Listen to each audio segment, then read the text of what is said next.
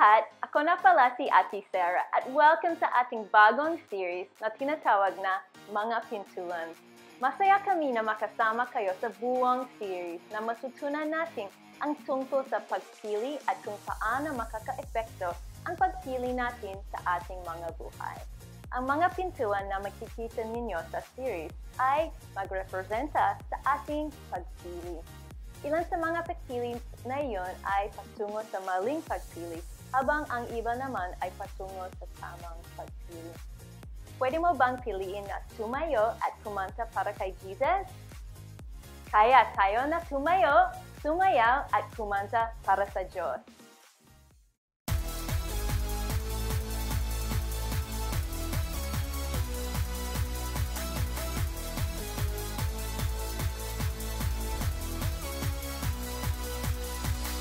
When waves roar in front of me, so high that I can't see you, I don't have to be afraid. When your voice is calling me to deep seas I've never traveled, I don't have to be afraid. I know your promises are true, promises are true. I believe you. Give me faith in everything I do. You light my way. Come on, let's go on a journey. Sailing the ocean of God's great love. Come on, let's go on a journey. Holding on to His promises from above. I'll trust the Lord with all my heart, and He'll direct my path. Come on, let's go on a journey of God's great love. Of God's great love.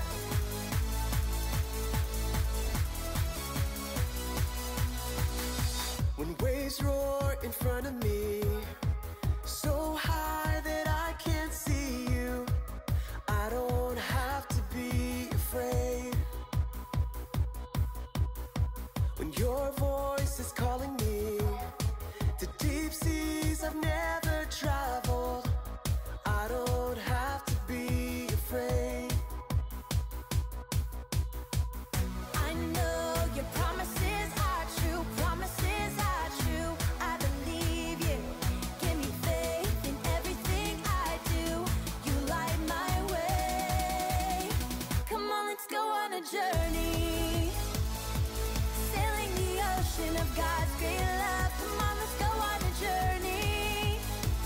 Holding on to His promises from above. I'll trust the Lord with all my heart, and He'll direct my path. Come on, let's go on a journey of God's great love. Of God's great love.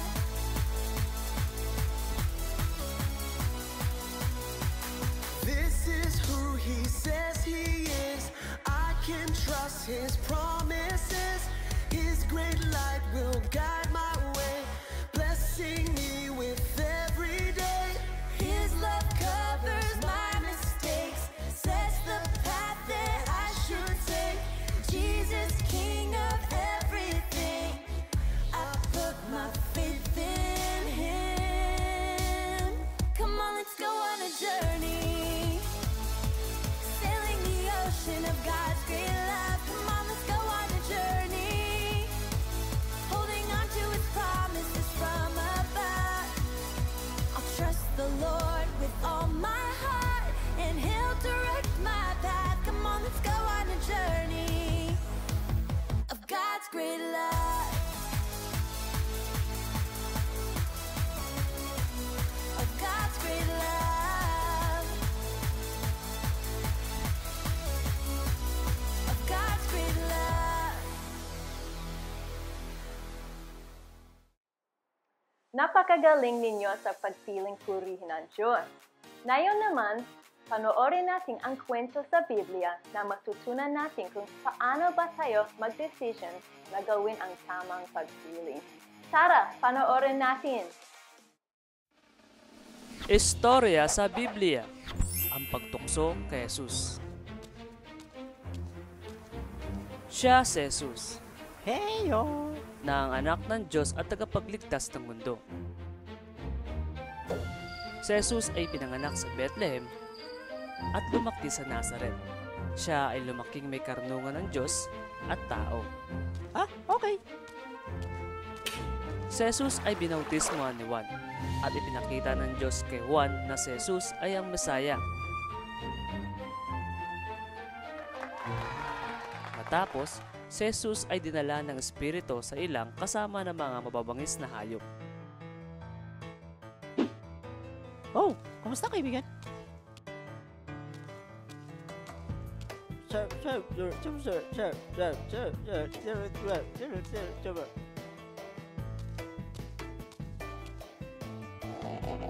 Sa loob ng 40 araw at 40 gabi, si Jesus ay hindi kumain.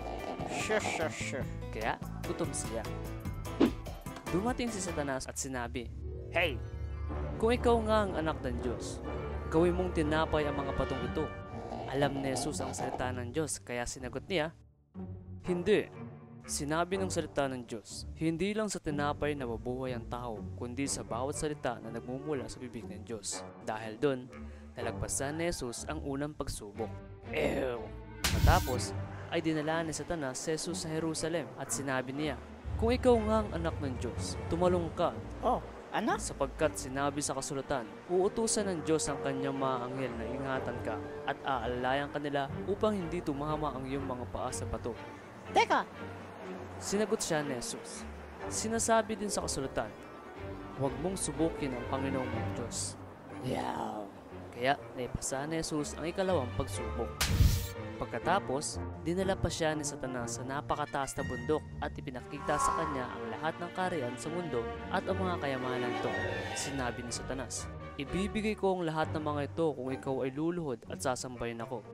Sinagot siya ni Jesus, "Lumayas ka, Satanas, sapagkat sinabi sa kasulatan, sambahin mo ang Panginoong mong Diyos at siya lang ang iyong paglingkuran." Umalis na si Satanas at dumating naman ang mga anghel ng Diyos at naglingkod kay Jesus. Natapos ni Jesus ang ikatlo at huling pagsubok.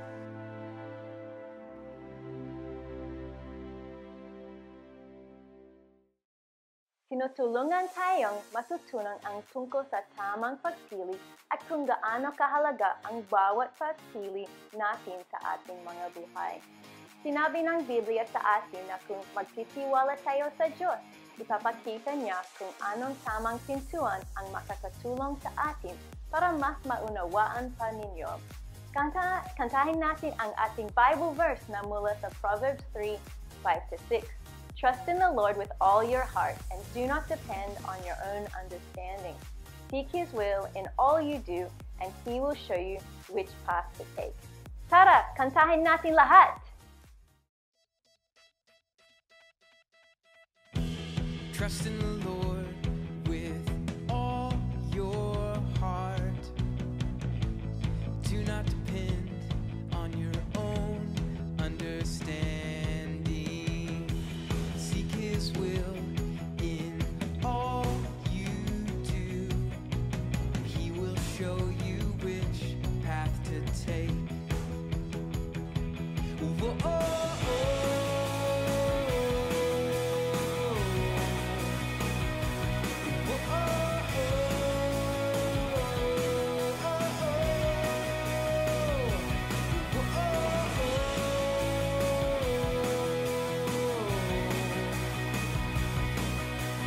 Proverbs 3:5-6. Trust in the Lord with all your heart. Do not depend on your own understanding. Seek His will in all you do, and He will show you which path to take. Whoa, oh, oh.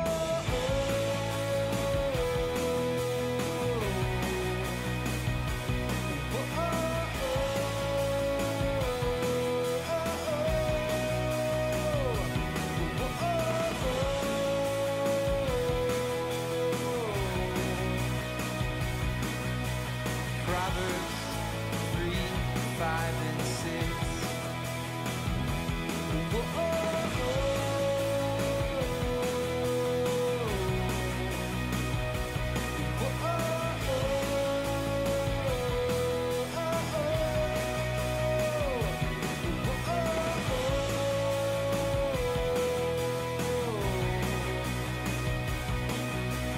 Proverbs 3, 5, and 6.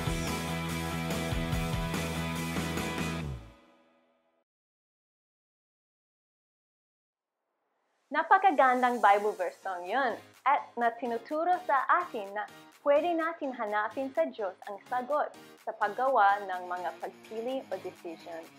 Minsan mahirap malaman kung tama ba ang pagpili na gagawin natin sa isang situation, pero sinabi ng Biblia sa atin na pwede tayong humingi ng tulong sa Diyos palagi. Ngayon naman ay mapapanood natin ang tungkol sa batang may pagkakataon na pumili sa tama o sa maling pagpili. Tara, panoorin natin kung ano ang nangyari.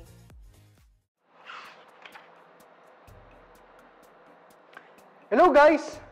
Welcome ulit sa ating serye na tinatawag na Mga Pintuan. Pinag-aralan natin ang tungkol sa kapangyarihan ng ating pagpili at kung ano ang nagiging epekto nito sa ating kinabukasan. Kakatapos ko lamang basahin ng librong ito at mamaya naman babasahin ko na ang isa pang libro na ito.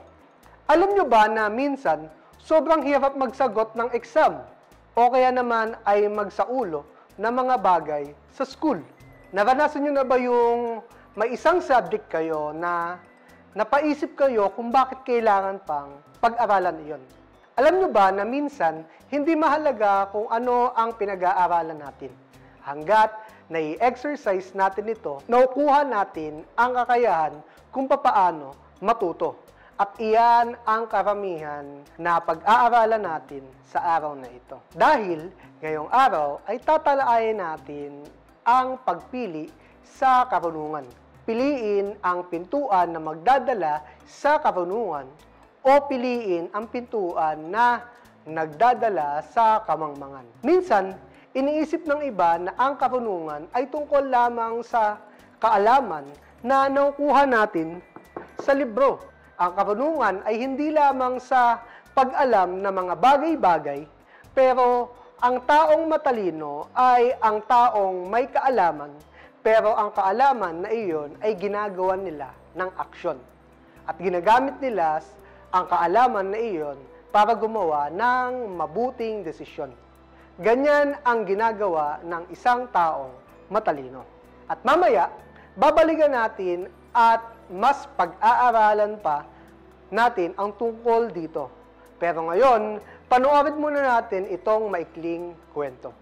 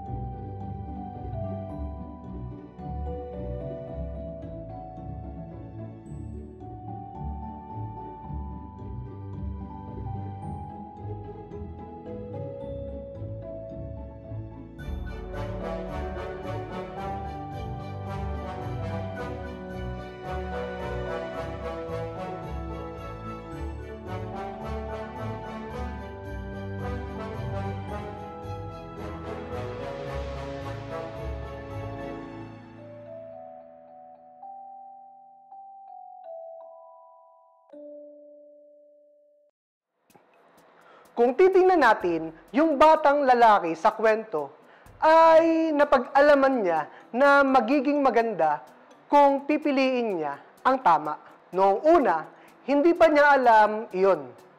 Pero dahil hindi niya alam kung ano ang gagawin niya at gusto niya na magkaroon ng magandang marka, ay natukso siya na mandaya.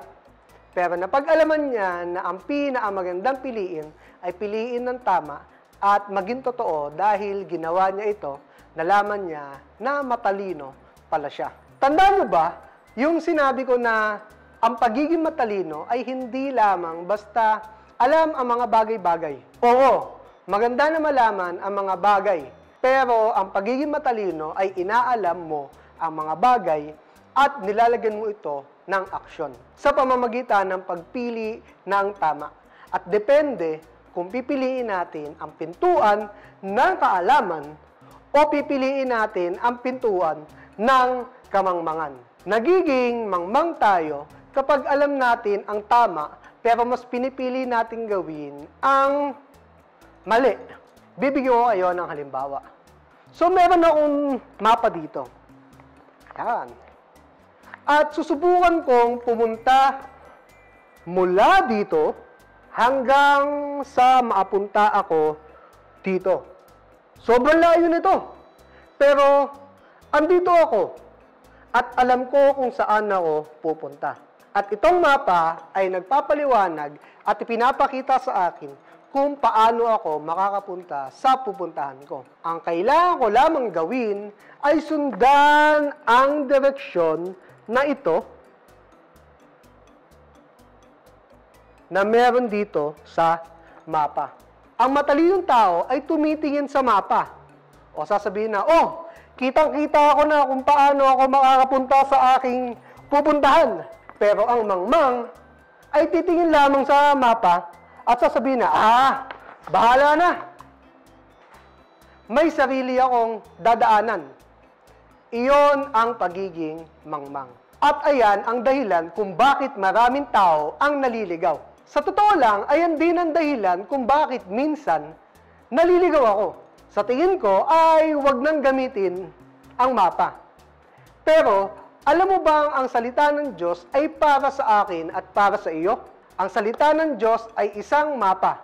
Ipinapakita nito yung mga desisyon na gagawin natin at inuturo kung paano magiging matalino. At kapag sinunod natin ang salita ng Diyos at ginagawa kung ano ang pinapagawa dito, na imbis na gawin kung ano ang saloobin natin, maipapakita natin na matalino tayo.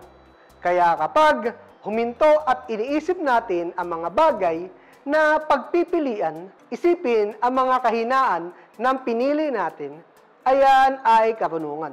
Nakita natin sa kwento sa Biblia na si Jesus ay tinukso at nang pumunta si Satanas kay Jesus para tuksohin siya sa bawat pagkakataon na nagiging sagot ni Jesus kay Satanas ay ang salita ng Diyos. Yan ang ginagawa niya para matalo ang kaaway. Pinakita sa atin ni Jesus na kung paano maging matalino na piliin ang tama kahit anuman ang nararamdaman natin. Anuman ang problema natin, gawin natin ang tama at kapag ginawa natin iyon, ipinapakita natin na tayo ay matalino. Parang katulad na lamang ng pagsakay sa bike o kaya naman maglaro ng sports. Kapag lagi mong ginagawa, mas lalo kang gumagaling. Tulad na lamang ng karunungan. Kapag lagi kang nag-iensayo na gumawa ng mabuti, mas gumagaling ka, piliin ang tama. At sinisimulan mo na siyang gawing kalakasan. Doon ka nagiging matalino. Ipinapakita sa atin ni Jesus na kahit anuman ang mangyari, pipiliin pa rin niya ang tama. Ganoon din dapat ang gawin natin. Maaari tayong pumasok sa pintuan ng karunungan sa pamamagitan ng pagsunod sa salita ng Diyos. Inilalatag niya ang lahat ng pwede sa atin kapag umasa tayo sa karunungan niya at hindi sa karunungan natin. Ito ang sinasabi ng verse natin, pero nagtitiwala tayo sa Kanya at sa salita ng Diyos. Ipinapakita niya ang tamang direksyon na dadaanan natin. Kaya ngayong linggo, Ang panalangin ko sa inyo na kayo ay lumakad sa pintuan ng karunungan kahit anuman ang mangyari o nararamdaman o kahit anuman ang magiging pakiramdam natin. Panalangin ko sa inyo na ikaw ay magpakita ng karunungan sa pamamagitan ng pag-iisip mula sa pagkatapos ay pagsunod sa salita ng Diyos. Mahal ko kayo! Magkita-kita tayo sa susunod. Wow! Sinulungan tayo ni Pastor Ruel kung paano maunawaan ang kahalagaan na gawin ang tamang pagpili. Saka napanood natin sa maikling video kung paano nakaka-epekto ang pagpili ng bata sa kanyang buhay. Katulad ng bata sa video, dapat natin alalahanin na piliin na maparangalan ang Diyos. Ngayon, oras na para mapanood si Pastor Ruel at ang mga makapit sa bagong game show.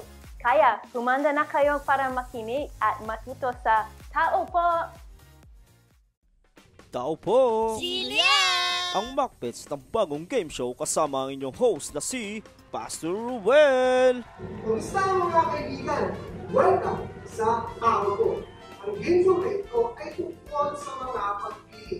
At sa araw na ito ay may dalawa tayong grupo ng Macbets na magtutunggali para may pagkakataon na mapaglaro sa Tao Po at mapagpili ng grand prize. Kaya naman, meron ang isang katanungan para sa inyo. Handa na ba kayo? Tama na maglaro. Pero bago muna yan, kailangan muna natin ng mga manlalaro. Kaya punta muna tayo sa Orange Team. At ito ay si Cora na mula sa Orange Team. Cora, gusto na akong malaman kung ano ang paborito mong kulay. Madali na po yan. Ang paborito kong kulay ay kulay black. Oo, ayun ay may perfectong kahulugan. Okay, at ito naman ang iyong kagrupo na si Lito. Lito, sabihin mo nga sa amin kung ano ang gusto mong gawin ng higit pa. Gusto ko pala naglaro. Oh, wow! Gusto ko din maglaro. Kaya, Mr. Announcer, pwede mo bang sabihin sa amin kung ano ang ating lalaroin ngayon? Masaya akong naitanong mo yan, Pastor Ruel. Dahil ang ating malalaro ay magtutunggali para sa ating monster truck. Ang truck na yan ay kulay blue, katulad ko. Tama ka dyan, Isko. Paano ako mananalo?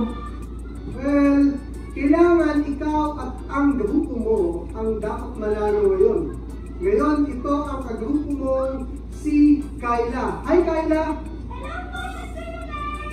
Ngayon, sabihin sa akin kung anong palagay nyo sa inyong dalawa kung meron kayo, kung ano yung meron kayo para manalo kayo sa laro ngayon. Gagawin natin kung ano ang ating makakaya. Magaling! Sige, at gawin na natin ang ating unang laro ay tungkol sa paggawa ng matalinong pagpili. At ito ay tinatawag na Tumbang Tore!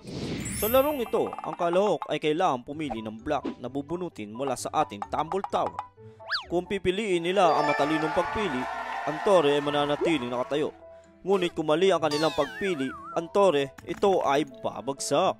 Ang pangkat na may matalinong pagpili at pinanatili ang tore na nakatayo ay magpapatuloy sa ating tao po. Kaya, ang bawat pupunan ay pipili ng isang bloke para ating hilangin hanggang sa ang tore ay bumagsak pababa. Alis natin ang tore ay bumagsak. Bakit hindi? Dahil may matutalo. Okay. Ngayon, sa larong ito ay kailangan ninyong mamili ng matalinong pagpili kapag namili kayo ng bloke na gusto ninyong tanggalin ko sa tore. Kaya ngayon ay magsisimula tayo sa yellow team. Kaya, Isko, anong bloke ang gusto niyo ninyong tanggalin ko sa tore?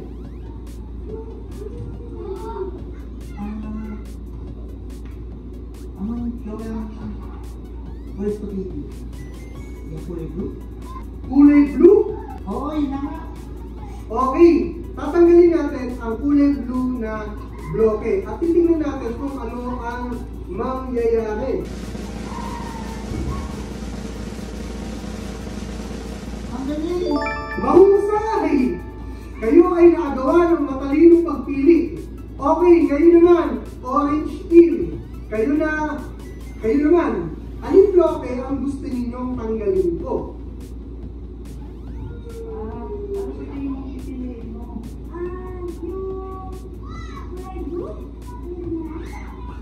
Sa tingin ko, yung ube. Yung ube bloke. Gusto mo tanggalin ko ang ube na bloke? Okay, tanggalin na natin at tingnan kung ano ang mangyayari.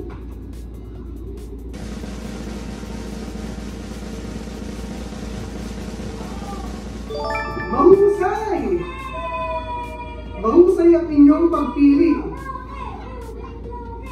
Medyo nanginginig na yung tore.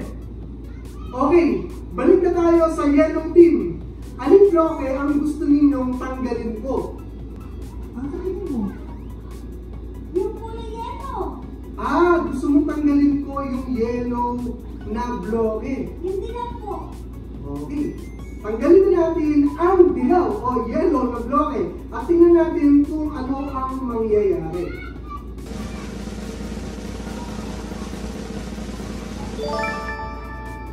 Tama kayo! Kayo ay gumawa ng matalinong pagpili. Ang tore ay nananatiling nakatayo. Kaya balik naman tayo sa orange team. Alin bloke ang gusto ninyo tanggalin ko? Tingin natin yung kulay pula. Pero yun, nakapagpapagpagsak sa lahat. Kaya yun yung papalitan ng kulay eh. Okay, siguro natin.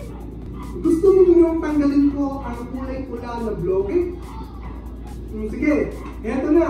Kaya tatanggalin ko na ang pula na bloke. Oh no! Hindi! Pasensya na. Mali ang pagpili ninyo. Ibig sabihin, ang yellow team ang panalo. Yay! So, pwede na natin kainin ang mga blower niya? Hindi. Ayan ay hindi kinakain. Oh, akala ko, ayun yung ating premyo. Hindi. Ang magiging premyo nyo ay yung monster truck. Okay. Upang mapanalunan ninyo ang monster truck, kailangan ninyo manalo sa tao po. Pero isa lamang ang kailangan mapaglaro sa tao po. Sino sa inyong dalawa ang maglalaro sa tao? Ikaw na. Ano? Talaga? Oo naman. Kailangan mo ibahan. Okay, gawin na natin. Mahusay! At ngayon, tayo nang maglaro ng tao po. Sa tao po, isa sa manlalaro ay may pagkakataon na makagawa ng isang malaking pagpipili. Sa likod ng isang pintuan ay ang grand prize! At sa likod naman ng isang pagpintuan ay isang tambak na mapahong medyas nilito. Ano kaya ang pipiliin nila? Okay, Isko. Meron kang malaking pagpipilian na dapat gawin. Opo, ate. Pili-pili ko ang door 3. Isko, meron lang tayong dalawang pintuan. Okay po. So, pili-pili ko ang door 3. Okay, Isko. Okay.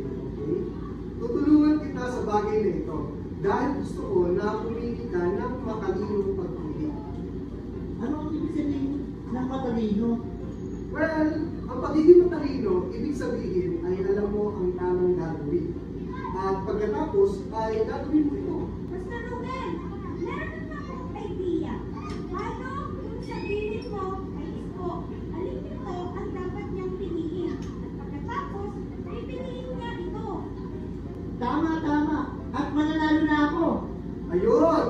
maging pinakamadali. Pero, pumipili pa rin siya na matalinong pagpili. Kaya pinipili ko ang door 3. Tama ka.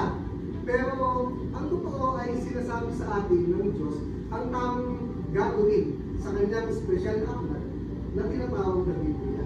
Makikita mo na ayaw niyang mahirapan tayo malaman ang tamang gagawin. Kaya pinadali niya ito para sa atin na mas maunawaan. Ang mahirap na bahagi ay talagang yung pagpili na gawin ang tama. Okay, Isko. Gusto ko talagang pansinin mo ito. Okay, nakuha ko na po. Natutunan natin sa kwento ng tungkol kay Jesus na siya ay tinukso. Naalala mo ba ang ibig sabihin na sinusubukan siya ni Satanas na gumawa ng mga masasamang bagay at gumawa ng masasamang pagpili, ngunit hindi ito ginawa ni Jesus. Matalino siya. Pinili ni Jesus na gawin ang tama dahil alam niya kung ano ang nais ng Diyos na gawin niya. At ngayon, Isko, kailangan mo pumili. Okay. Sa unang pinto, ang tamang pintuan ito ay may monster trap sa likod nito. Ang unang pito ay drop. Okay, oo. At sa pangalawang pinto naman ay yung mga mababahong medyas sa likod nito. Ang pangalawang pinto ay medyas. Oo, alam mo na ang dapat gawin. At alam mo na ang tamang mong pipiliin. So, Isko, ano ang pipiliin mo? Hotdog! Isko, hindi yan kasama sa magpipilian. Okay. Ito ay mahirap. Ang unang pinto ay drop. Ang pangalawang pinto ay medyas nilito. Ang tama ay yung unang pinto. Pero gusto kong makita sa pangalawang pinto ang medyas nilito. Isko, alalahanin mo. Maging matalino. Alam mo na ang tamang bagay na dapat gawin. Kaya gawin mo na. Okay. Unang pinto, tao po!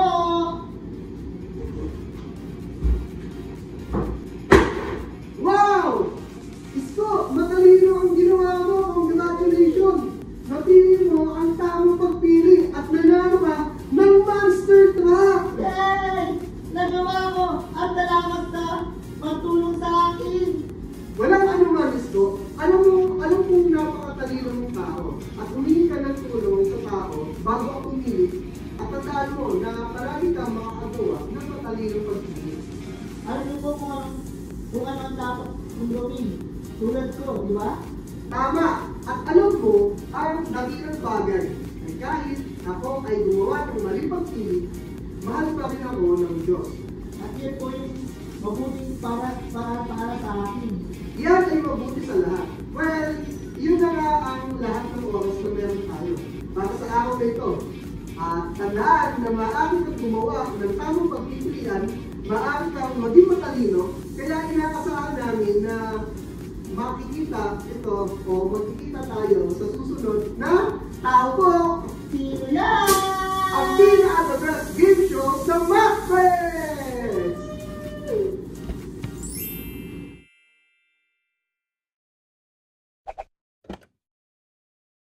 Ang galing naman!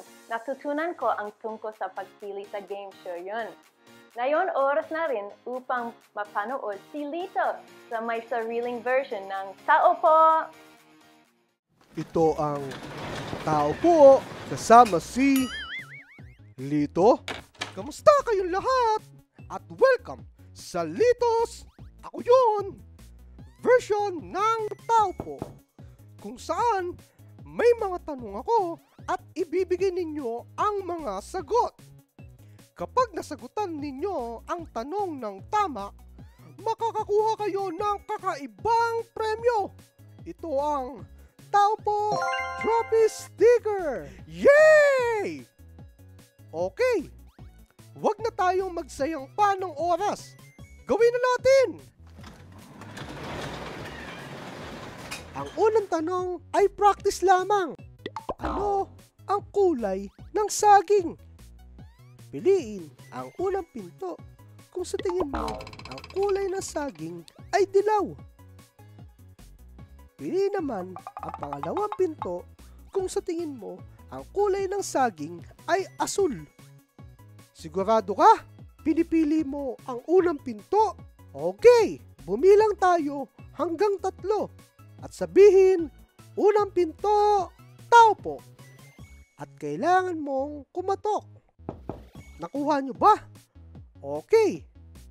1, 2, 3. Unang pinto, tao po. Tama! Ang mga saging ay kulay dilaw. Binabati kita. Ngayon, subukan naman natin ang mga bagay na natutunan natin ngayong araw na ito. Ano ang ibig sabihin ng pagiging matalino? Piliin ang unang pinto kung sa tingin mo na ang pagiging matalino ay alamin ang tamang gawin at gagawin ito. Piliin naman ang pangalawang pinto kung sa tingin mo na ang pagiging matalino ay alamin ang tamang gawin at pagkatapos ay sumakay sa isang hot air balloon. Sa tingin mo, ang sagot ay ang unang pinto? Okay, pagbilang ko ng 3, sabihin ninyo, unang pinto, tao po. 1, 2, 3. Unang pinto, tao po. Yay! Nadali mo! Ang pagiging matalino ay alamin ang tamang gawin at gagawin ito. Okay, para sa susunod na tanong. Sino ang gustong tumukso kay Jesus upang gawin ang maling mga bagay? Piliin ang unang pinto kung sa tingin mo ay ito ay si Satanas. Piliin mo naman ang pangalawang pinto kung sa tingin mo ito ay isang giraffe. Wow! Sa tingin mo, ang sagot ay unang pinto. Okay, pagbilang ko ng 3, sabihin mo, unang pinto, tao po. 1, apple pie. 3, unang pinto, tao po. Yay! Tama ka! Ang nakakainis at masamang tao na gustong tuksuhin at gumawa si Jesus ng mga maling bagay ay si Satanas. Pero mas pinili ni Jesus na gawin ang tamang mga bagay. Okay guys, ito na ang huling tanong. Kapag nasagutan ninyo ito ng tama, makakakuha kayo ng tao po trophy sticker. Kung handa na kayo, gawin ang sigaw ng isang leon. Roar! Ito na ang huling tanong. Paano naging matalino si Jesus sa kwento sa Biblia? Piliin ang unang pinto kung sa tingin mo naging matalino si Jesus dahil kumain siya ng candies buong araw. Piliin naman ang pangalawang pinto kung sa tingin mo naging matalino si Jesus dahil mas pinili niya na gawin ang mga sinabi ng Diyos kaysa sa mga bagay na sinabi ni Satanas. Sa tingin mo, ang sagot ay ang unang pinto? Oh, no, no, no! Sinabi mo ay pangalawang pinto. Okay, kung sigurado ka na sa sagot mo, pagbilang ko ng 3, sabihin mo ang pangalawang pinto, tao po. 1, 2, pedal? Ay! 3! Pangalawang pinto, tao po. Nagawa mo! Naging matalino si Jesus dahil nainig siya sa Diyos at ginawa ang mga tamang mga bagay. At ngayon, makakakuha ka na ng trophy sticker. Ikaw ang tao po winner partner sa araw na ito. Kaya, naway samahan mo uli ako sa tao po. Sino yan? Iisang game show sa Muppets. Bye-bye mga patatas! Natutunan ninyo ang tungkol sa paggawa ng tamang pagpili ngayon buong isang linggo. Natutunan ko rin na pwede tayo humingi ng tulong sa Diyos palagi na gumawa ng tamang pagpili at makakatulong din ang Biblia. Kahit na nakakagawa din tayo ng mali pagpili, ang Diyos ay mahal ka pa rin. Hindi nagbabago ang pagmamahal niya sa atin. Palagi ka pa rin niyang tutulungan na gumawa ng tamang pagpili o decision sa susunod. The best talaga siya at mahal ka niya at syempre kami rin. Makita ulit tayo sa susunod. Paalam!